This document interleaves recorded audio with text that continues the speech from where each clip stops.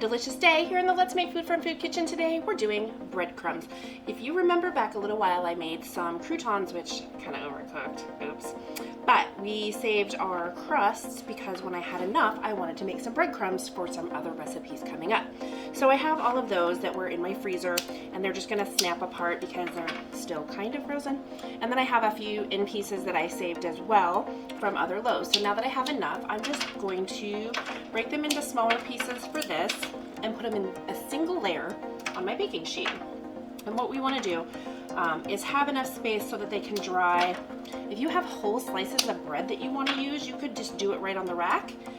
Just know that you're probably going to get some crumbs in the bottom of your oven to wipe up later. So I'm using the crust here from when I made those croutons because I don't want to waste if I can use them. Try not to have them layered.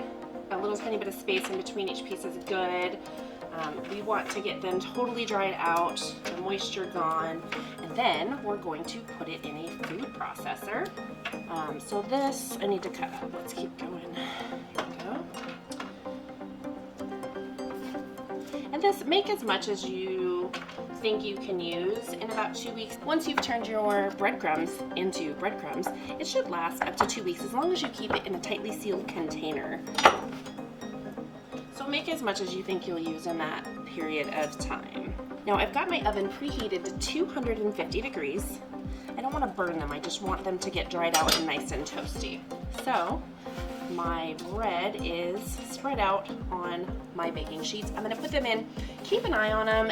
The time it takes to do this really depends on the size of your bread pieces. So this piece will take a lot less time than this piece, so it kind of worked out that I have the bigger chunks over here for the most part and the smaller over here. So keep an eye on them. They should get a nice golden brown but not burnt, and then you are probably good to go. Take a piece out, break it in half, see if there's any moisture feel left to it. If there is, put it back in, and if there isn't, let it cool off, and then we'll move to the next step. All right, breadcrumbs take 2. I let these cool off for just a little bit. They are very breadcrumby, crunchy. Okay, so I put one of the cookie sheets worth into my processor.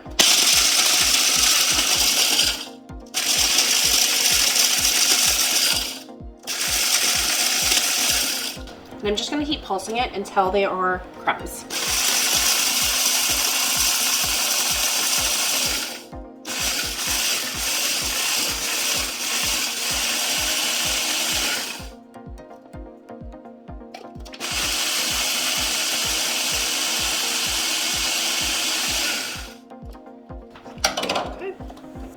So I have a jar here and I'm just going to pour these in here. Hopefully not make a huge mess. There we go. And then I'm going to just move on to the second batch. Once that's done, I'm going to label my jar. I'm going to close it up tightly, and then I have about 2 weeks to use it. Now, if you don't have a food processor or a blender, that's okay. Get a Ziploc bag, something you can close up, put your pieces in there, and then just beat them with a rolling pin or something like that until they have turned into crumbs. So there are alternative ways to do this if you don't have all of these tools. But the nice thing about this is that your ingredients for this is bread, which is from my show, water, flour, and a little bit of salt. That's it. If you look at the breadcrumbs you buy from the grocery store, you're going to see a long list of ingredients. It's breadcrumbs.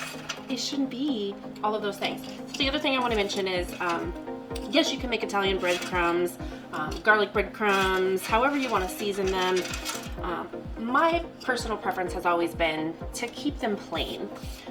The reason that I like to keep them plain is because if I made Italian breadcrumbs but then I wanted to make meatloaf that didn't have those herbs in it, I have to make a new batch of breadcrumbs. But if I keep the breadcrumbs basic, then everything else I make with it, I can season at that time. So that's why I do that.